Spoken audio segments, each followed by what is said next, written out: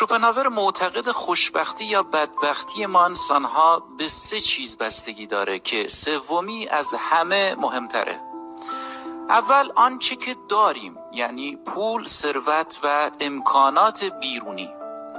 خیلی‌ها فکر میکنن اصل خوشبختی همینه، اما شوپنهاور میگه این چیزا زود عادی میشن، لذت اولیه‌شون رو از دست میدن و ملال‌آور میشن. دوم آنچه مینماییم، یعنی تصوری که دیگران از ما دارن، مثل شهرت، آبرو و مقام. این مورد همیشه وابسته به قضاوت مردمه، میتونه یک شبه ساخته بشه و یک شبه هم نابود بشه. و سوم آنچه که هستیم، یعنی شخصیت واقعی ما، حالت ذهنی ما و کیفیت درونی زندگیمون.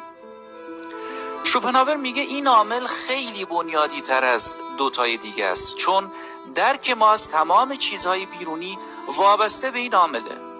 از طرفی 2 عامل قبلی هر آن ممکنه تغییر کنن، ولی آنچه که هستیم میتونه همیشه با ما بمونه.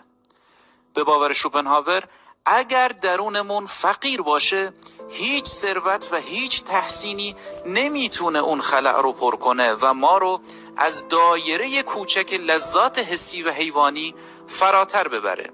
اما اگه درونمون غنی باشه و از خواسته هامون آزاد بشیم، ممکنه بتونیم از رنج رها بشیم و سعادت رو تجربه کنیم.